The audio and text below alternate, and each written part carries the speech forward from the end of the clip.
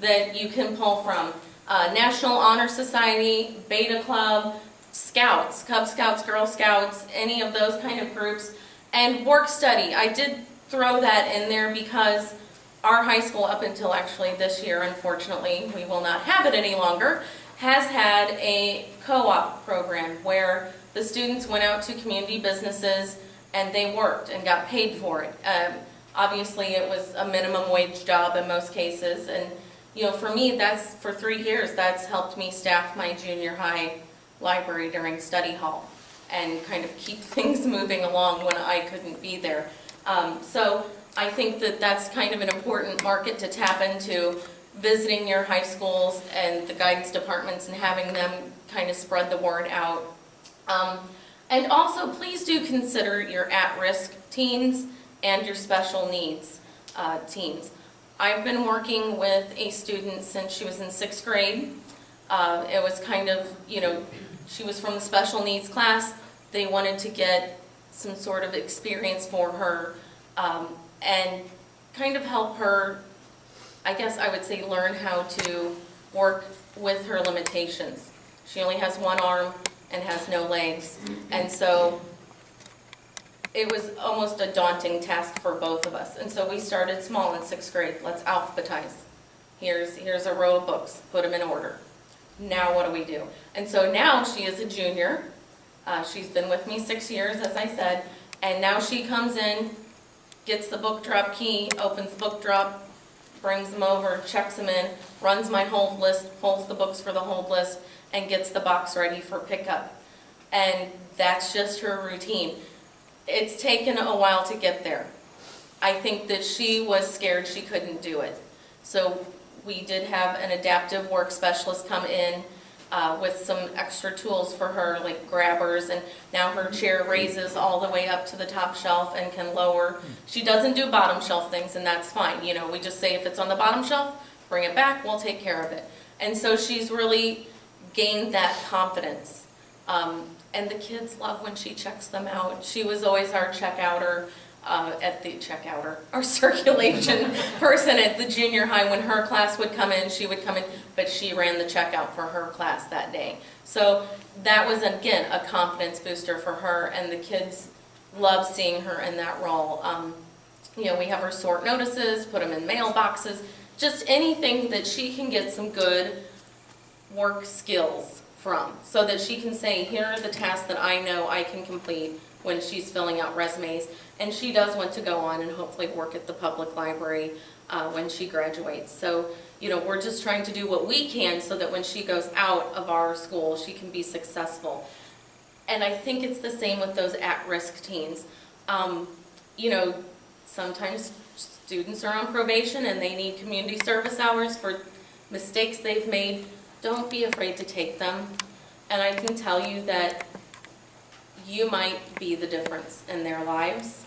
I know that can be an overwhelming thing, but you might be the person that took a chance on them and gave them that sense of value, and it might be that turning point for them to say, okay, I do belong somewhere, and I am valued. I'm not just this kid on probation that needs community service hours. So, I take all comers, as I said. So I have never really turned anyone away, and I will find what you can do for me and what I can do for you in return. And so, don't shy away from those kids that maybe aren't what you consider the top, the cream of the crop, and some of your best library volunteers, or at least in my experience, some of my best library volunteers are the kids who have been kind of lost.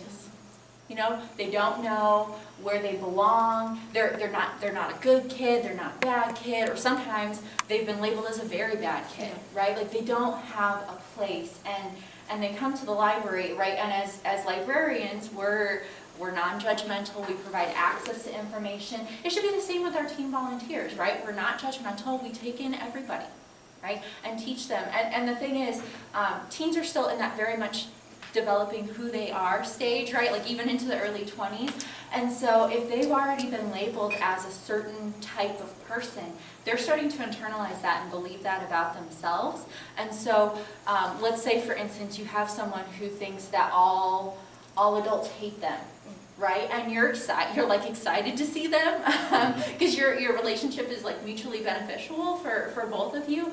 Then they can start to reevaluate that, right? If they've been told like, oh, if they're always approached as you're a bad kid, or you're a kid on the edge, or you're not very smart at this, or you're not able to do this, they've started to internalize that. And if you as a librarian can say, you're great at this, right? Or let me show you how to do this, or yeah, you may have a reading disability, but that doesn't mean that you can't learn to work with it, right? And work with it in a library setting in terms of organizing the books, or reading reviews, or things like that. Like, that's okay. So it takes you a little longer to read reviews or work on things.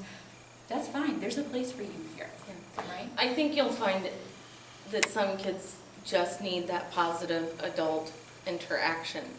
That, maybe mom and dad work evenings and they're just there. And so, again, it's kind of providing them a second home, a second mom, dad, and just that positive. If they see that you have value in them, they're going to feel that value in themselves. And that might be the one thing that turns it around for them. It might not. I mean, I've been down both roads where you think this is going to be the thing that helps them, and then they keep going down that road. But for every one of those, there's 3 that turn and take the right path because they've had that someone who cares and someone who values them to work with them.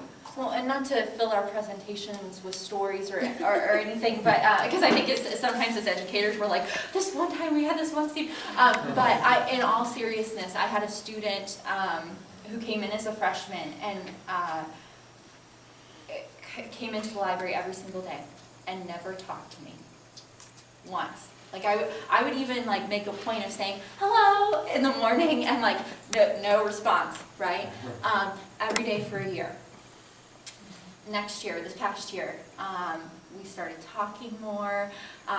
He's very into travel. He planned a vacation of dreams that I would love to take just because he felt like doing it. Like he's like super smart, gets done with his homework all the time, he has tons of time to kill, so he's like, I will just plan a vacation. Would you like to go on this one? Like foreign or domestic, Spanish, English, German, Italian. I was like, Spanish! And, and he planned all of that. And when I was leaving the school that I was employed at to go work somewhere else, on our very last day, he came in and we had ceremonial loose leaf tea. It was his first experience in loose leaf tea. And so we went from complete non-interaction together to, he was in my library every single day, first hour, because that was his study hall, and he didn't like study hall necessarily, to him sitting every single day, him giving me a news briefing every morning, like I said, planning the vacation of my dreams, and then us having ceremonial tea together. Will I ever see him again?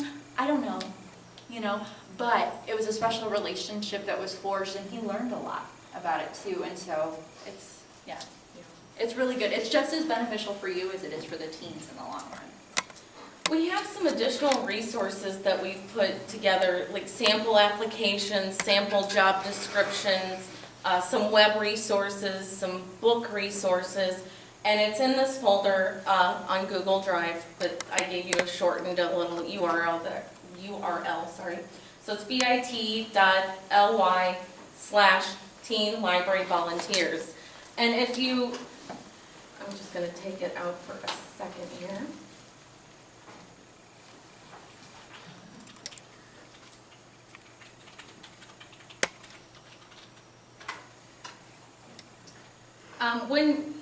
If you sign in, you can actually save all this to your own Google stuff as well, but most of it is PDF, and then the additional resources are hot links that you can go to visit some sites to gather ideas.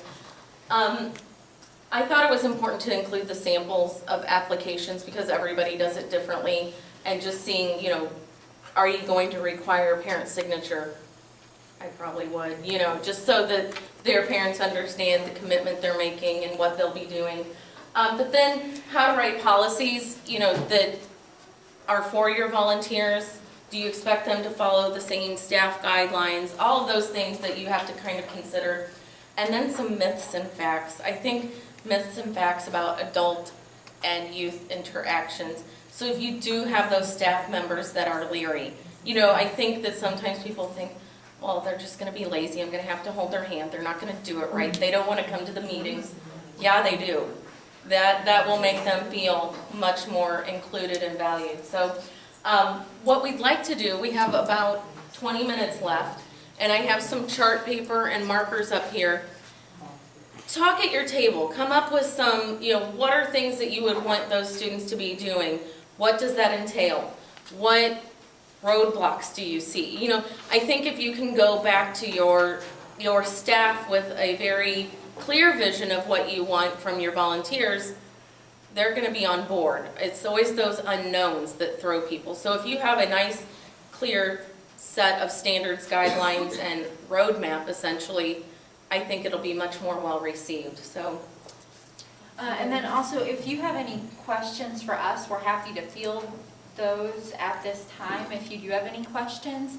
And if not, then like we said, go ahead and start brainstorming, start planning. Are you assigning one person to manage all the teen volunteers in your library? Are they going to be assigned to a specific department after training, and then they have that one-on-one relationship? What exactly is it going to look like, or what would you like for it to look like in your library? The one thing that isn't coming up that I wanted to show you, it just kept telling me, sorry, the benefits of youth volunteers. As Rachel said, we addressed a few of those, but that document actually shows you the benefits to the youth, the benefits to your library, and the benefits to your community. So if you wanted to go back and talk to your friends at the library or your board or, to a school group to get them kind of on board, I think that would probably be a pretty helpful document. So if you have any trouble accessing any of this stuff, grab one of us and we'll help you with that too. And hopefully you have some time over the next day to maybe look those things over. So talk amongst yourselves. There's chart paper and markers up here if you want them. Is your presentation on here too? We're going to work on getting it in there. Yeah, we'll include it as a link in one of the resources. Oh, and yes. then if any of you follow me on Twitter, I tweeted it already, so it's available on Twitter as well. Maybe we'll repost it. Did you put the hashtag? Oh, yes, I did. Okay, so it's under the I Lead USA hashtag if you want to find her Rachel link. Fuller. Yes. All right, so brainstorm, and we are done. Thank you. Thank you. Chart paper markers, if you